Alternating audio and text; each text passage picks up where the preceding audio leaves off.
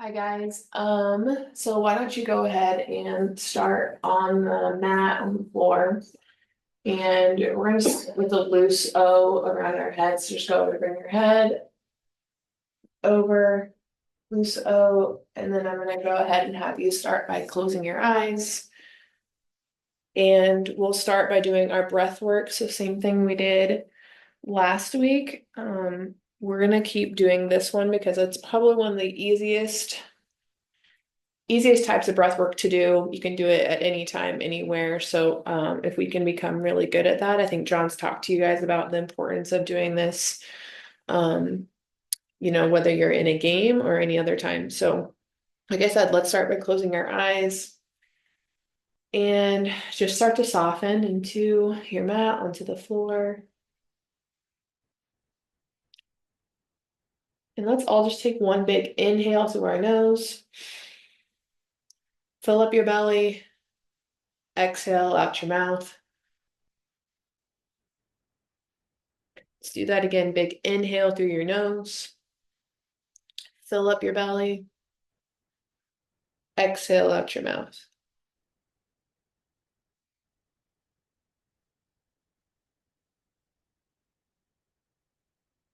Start by releasing your jaw. So unclench your jaw. Focus on your tongue. Release it from the roof of your mouth. Relax your shoulders.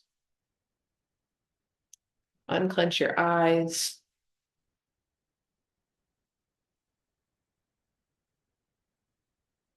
And start to direct yourself to any tension you might have, any soreness you might have. And just try to visualize that. Breathe into where that tension is. And then as you exhale, visualize releasing that tension.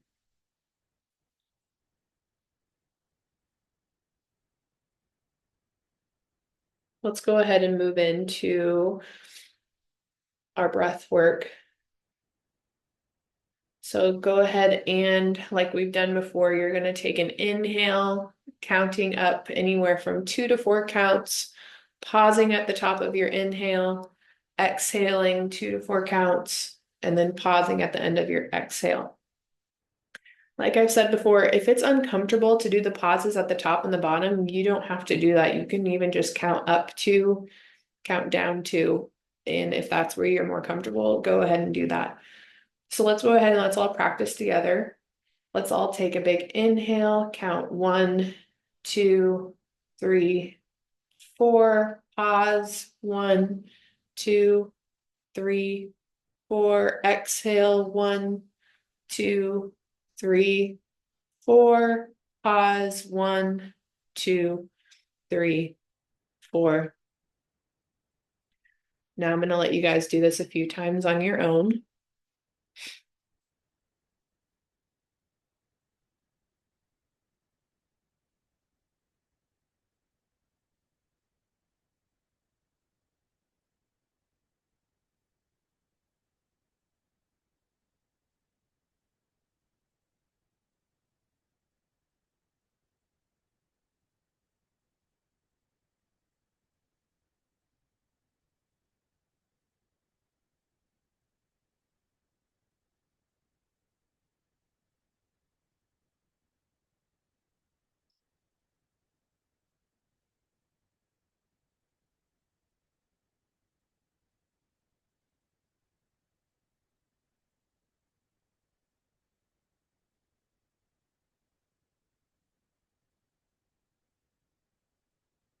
Wherever you're at, let's do one more sequence and then come back to your normal breath.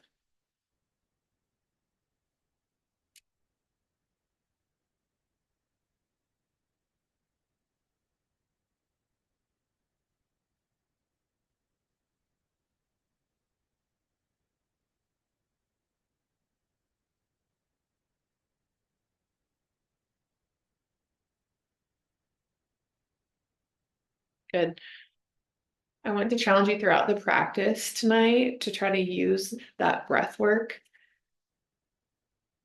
Just focusing on when you're uncomfortable, when you're in stages of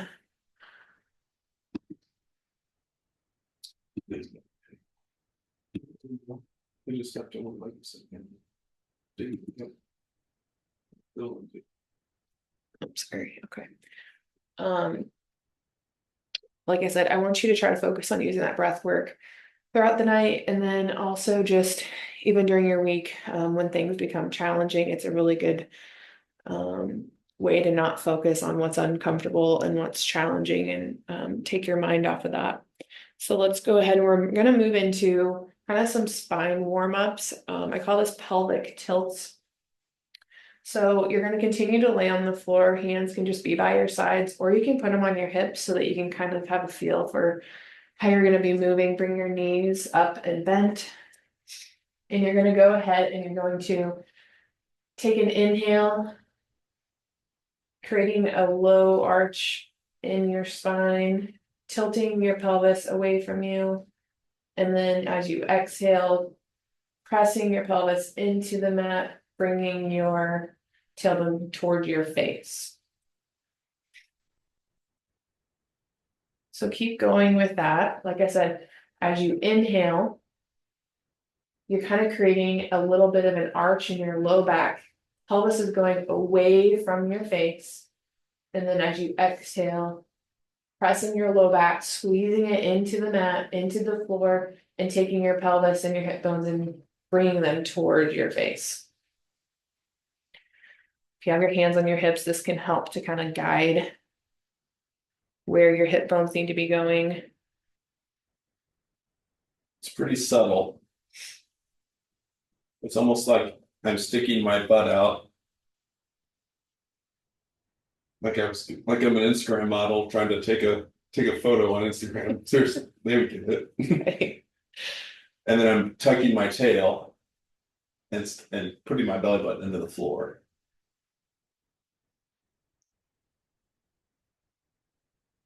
This is actually the same move when you tuck your tail. It's actually the exact same move you would do when you lift your leg when you pitch.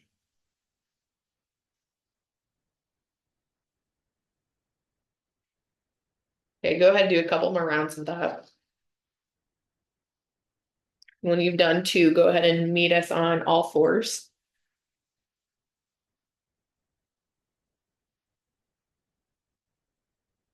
Some of you have probably done this before, cat cows. So go ahead and as you inhale, drop your belly, looking up, again, creating a little bit of a back bend. And then as you exhale, tucking your chin and arching your back. Move slowly, moving with your breath. Again, when you inhale, you're dropping your belly, and when you exhale, you're creating an arch.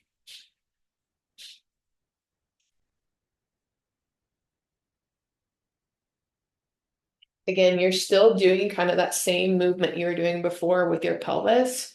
So really think about when you're moving your spine, you're also moving your tailbone. So as he's going, he's pressing this in towards his face. And then when he is exhaling, tailbone is coming up.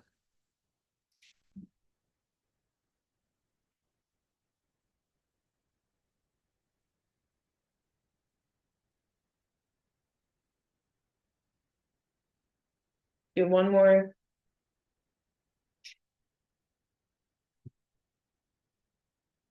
Go ahead and grab your resistance band and then just watch John. He'll kind of show you where it needs to go. So I have it's like a giant rubber band. You guys can use your Jaeger bands if you have them. But we're basically gonna do the exact same thing, but we're gonna put the band on our low back. Tell him look at where you're. So I have it hooked in my thumbs, right? So you can see that's how it's hooked in my thumbs, just to hold it. Okay, all this does is it just helps me go through a little bit deeper range of motion. And it forces me to work through some resistance as I do my cat-cow. So some of you will actually have this in your program. And it's just supposed to help us continue to segment our spine, but then also be strong as we move through these positions.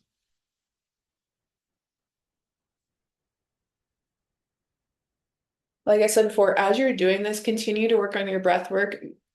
And I don't think I said this before, but as you're breathing with your diaphragm, that's where your muscle is to help you breathe. And that's what's going to be important even when you're playing using your diaphragm. So focus on breathing from your belly.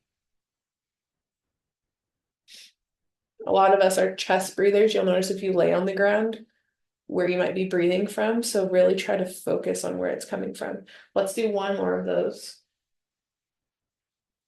Walk inside. Now you're gonna do the same thing, but you're gonna move a little higher. So it was on your low back before. Now you're gonna do it on your upper back.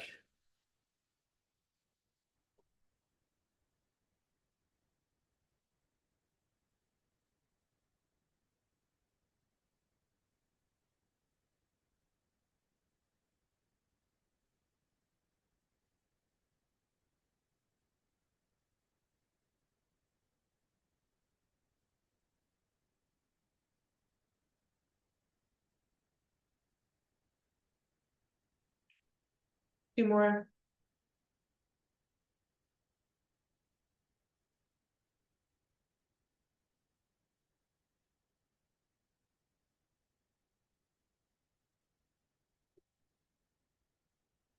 Okay. Take the band off and you can just set it to the side. You won't need it again. Come back to your all fours and take your hands, walk them to the right side of your floor, your mat. And you're gonna do cat cows only with a twist. So this time, like I said, you walk your hands all the way to the right.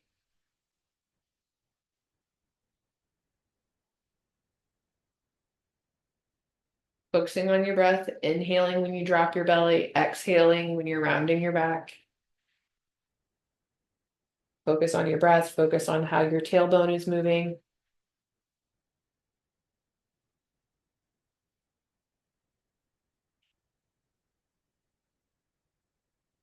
Once you've got 10 of those, we'll do the other side.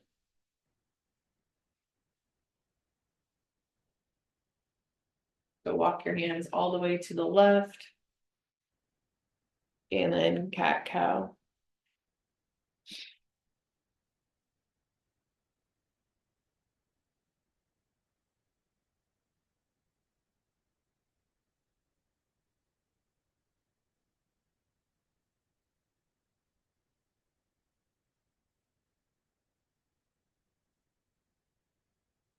Once you've got 10 of those, meet me on all fours, hands back in neutral.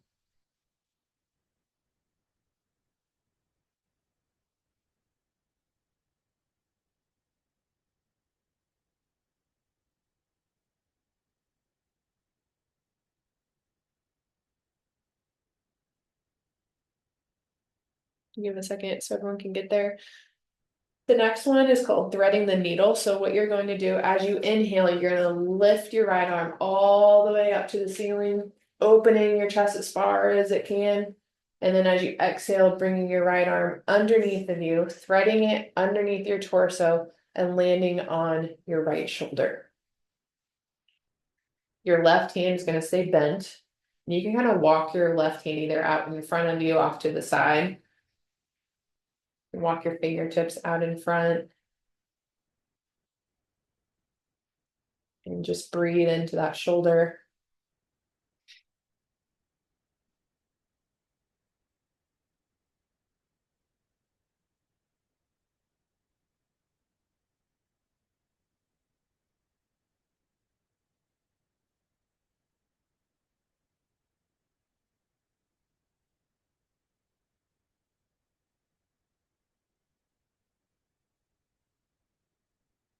Take one more breath. And go ahead, inhale to lift up. And bring your hands back into the center. Same thing on the left. Inhale, raise your left hand, raise it all the way up to the ceiling, opening up your chest. Arms should be in line with one another. Exhale, spread your arm underneath your torso, landing on your left shoulder. Walking your right hand out in front of you or off to the side. and remembering to breathe here.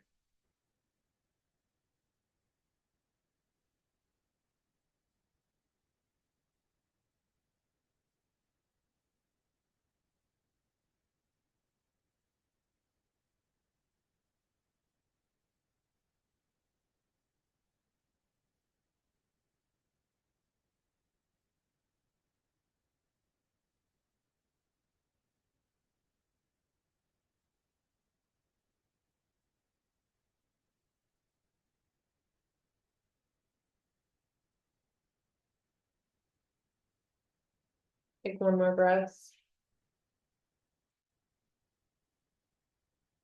And then inhale to raise your arm out from under you and coming back to all fours, exhaling. Just take one set of breaths here.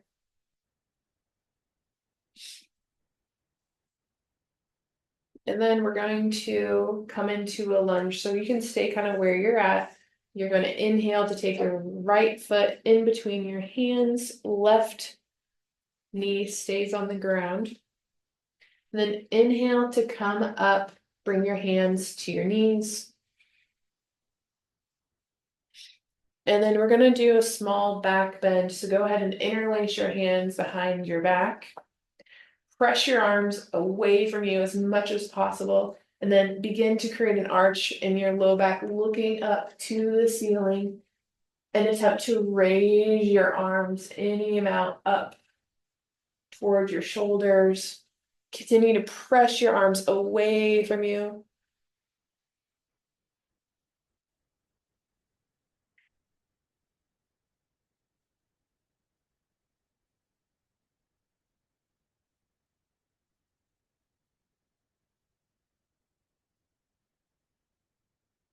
Bend deeper into that front knee.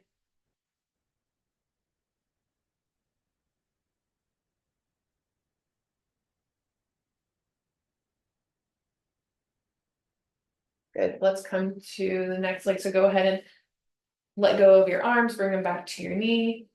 And then place your hands outside of your foot, step back. Inhale, bring your left foot in between your hands. Inhale to come on up, hands to your knee. Go ahead and interlace your hands behind you. And then reach your arms back, press them away from you. Looking up, creating a back bend in your low back. So just like when you were on the mat doing those pelvic tilts, you're creating a little bit of an arch in your low back.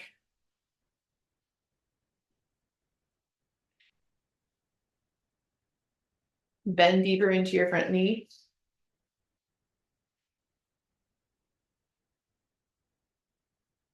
Raise your arms up any amount towards your shoulders.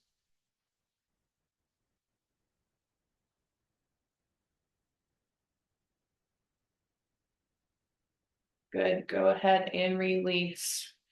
Hands to knee and then hands framing your foot, stepping back. And just take a couple breaths on all fours.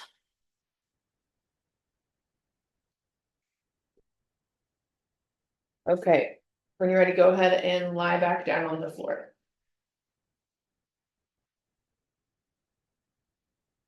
So many of you have probably done a bridge before.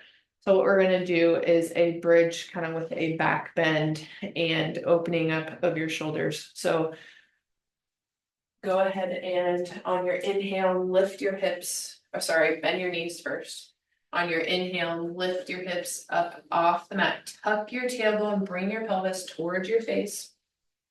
Once you get there, interlace your hands behind your back and push your hips up. So push them away from you. Squeeze your arms into the mat.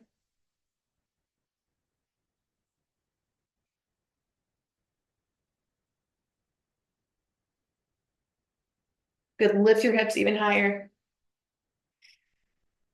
Press your hands in the mat. Push your hands away from you towards your feet. Take a big inhale, exhale.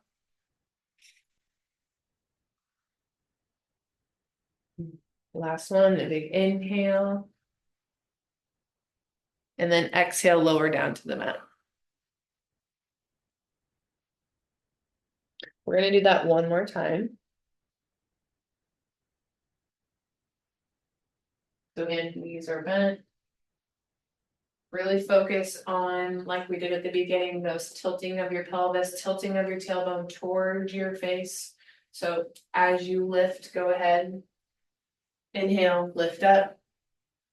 Tailbone, pelvis draws towards your face, squeeze your butt. Interlacing your hands underneath of you. Press your arms into the mat. Tuck your shoulder blades also. So go ahead and as you're in this, try to tuck your shoulder blades underneath of you. Draw your fingers away from you towards your heels.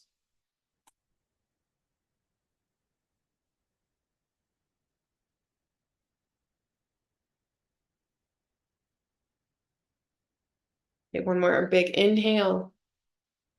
Through your belly, exhale, lower your pelvis down to the mat. Release your hands by your sides.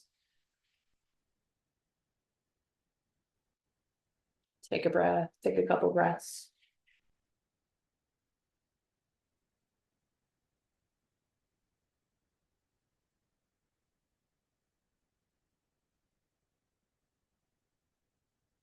Okay, I want you guys to find a wall. Move this.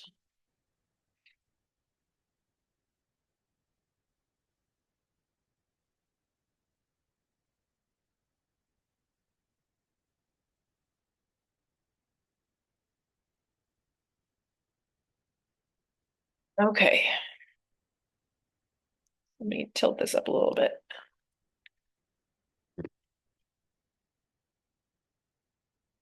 All right, so what you're gonna essentially do is kind of what we did on the floor, but you're gonna use the wall. So it's a back bend against a wall. So as you see, you can kind of see where John's lined up here. Knees are on the ground. And then as he inhales, he's gonna lift. And as he exhales, he's going to reach for the wall.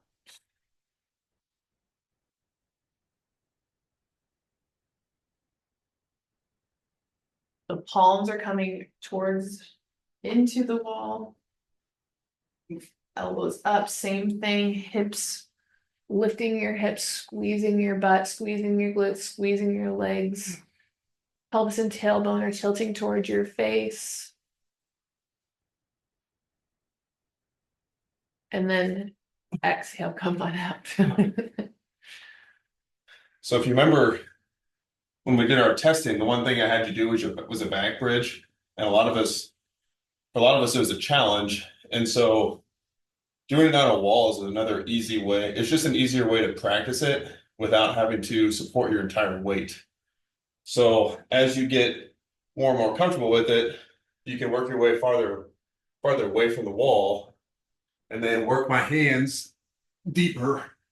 And then I'm just trying to push the wall away as I'm going into my bridge. So just a really easy way to work on your back bridge, especially if you are missing like overhead shoulder flexion, if you can't extend through your upper back well. And we're going to talk as soon as we're done, just like why we're doing some of this and how it can impact your mechanics. But and one thing I would also say is if you are having a hard time with this, start with just your hands.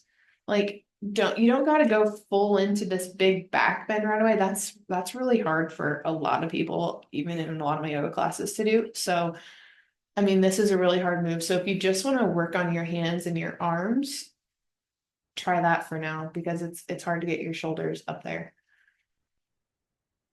Okay. Cool. That's all I really have for you. The only thing I was gonna say is when it comes to the breathing stuff we've been doing, what we've been talking about, I think it's a really good thing to work on even picking a time through your day. I know that when we're holding these things, it's like, why am I doing this? This sucks. And I don't have a phone to look at. You're probably watching baseball, but if you're not watching baseball, pick a time during your day just to practice some of these things. It's really good to just sit in uncomfortableness sometimes because you're not always going to have something to distract you. So just a challenge for you guys, but thank you. I'll give you to John. Okay, so real quick, I just want to explain kind of why we're doing some of this because I just want us to understand like how it can impact our mechanics. Okay, so first thing I want you to do is if you're standing, I want you to like stick your butt out.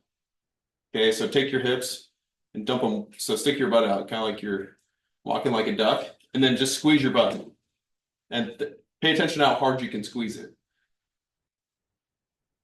Okay, so just squeeze it as hard as you can. Okay, now I want you to do the exact same thing. I want you to tuck your tailbone and squeeze your butt. Okay, can you tell that when you stick your butt out and squeeze, you're not able to activate your glutes as well? But when I tuck my tailbone here, I can activate my glutes much better. I can squeeze so much harder.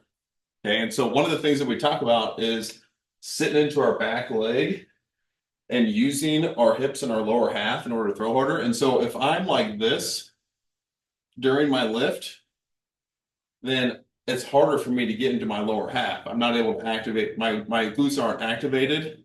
And so now I'm going to struggle to get into my lower half when I'm pitching.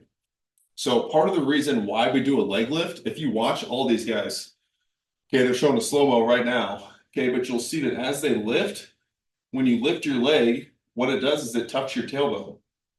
And so you're setting your hips up into a position where now I can activate my glutes.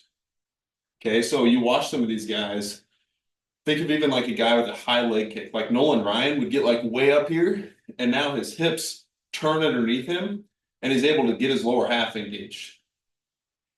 Right? So when we're on our back and we're essentially doing this move, okay, we're working on the same thing as if when we're lifting our leg. Okay, it's the exact same movement, right? And so that's one reason why we should do it. Another reason is a lot of us end up sitting like this. Like we sit all day, our hip flexors get tight, and when our hip flexors get tight, we end up doing this. And so if we can just teach our spine to get back to this position, right? Now we can get ourselves in a better position when we actually go to throw, and we have just more like we're better able to activate our lower half essentially. Okay. Another thing that happens is when I'm here and when I sit back, I'm able to use my spine better to create more hip to shoulder separation. So when we talk about hip to shoulder separation, a lot of it comes with your spine. So like when we're doing those moves, we're threading the needle. Again, we're trying to create more room in our between our upper and lower back, between our shoulders and our pelvis to create that space. Okay, the last thing is the reason we like to do more back bends, especially with our upper back. So a lot of us have no problem extending with our lower back. A lot of us have problems extending with our upper back. Okay, and part of the reason for that is we sit all day, right? So you're sitting on your phone and you're like this. Okay, so here's what I want you to do. I want you to stand. All right, and I want you to cross your arms. Okay, and I want you to be like hunched over. Okay, and when you're hunched over, I want you to turn as far as you can. Okay, so round your upper back and just turn and see how far you can turn around and look. Okay, now I want you to stand and I want you to like take your shoulders and squeeze your shoulder blades together. And now turn. And you'll notice you can turn a lot farther. Right? So what we need to be able to do is we need to be able to take our lower spine and go here. We need to be able to take our upper spine and go here because that will help us rotate better. The lower spine going this way will help activate our glutes better, gets us in a better position as we ride down the mound. The upper spine not staying hunched over will allow it to rotate better. And if we can rotate better, now we can create better separation. We can throw over. And so we're doing all of this stuff, the yoga, the mobility, all right? We tie that in with the strength training so that way we're able to move better, right? Because if we can move better, if we can move our spine better, our hips better, our shoulder better, right? We can move on the mound better, we can throw harder. So all of it's connected, right? There's a reason we do all of this. Okay. And so don't just think that we're like throwing things together here. Okay. It's all like part of a plan. And then just over time, as you make changes to your body, as you learn, then hopefully we see that difference being made on the mound, which I know we will. Okay. You guys, there's like an ancient Chinese proverb that says you're only as old as your spine. Okay. And a lot of you guys are lifting, which is awesome. You need to be lifting. But what happens is, like when you get in a back squat, the first thing you do is you brace everything, right? We tighten everything up so we don't have a bunch of bend in our spine. Okay, which is fine. It can protect us from injury. But over time, we do that so much, we lose all of that mobility. Okay, and you watch these pitchers, they get into like these crazy positions, they create all this hip shoulder separation. They're strong, but they're extremely mobile. And so if all we're doing is just like bracing ourselves and doing these heavy back squats and deadlifts all the time, right? We get the strength part, but then we lose the mobility. We lose our ability to move our spine well, right? Move our hips well, our shoulders well. So that's why we have to get strong, but then we also have to maintain the mobility piece. And that's why so much of what we're doing here is to help maintain that and to even improve it.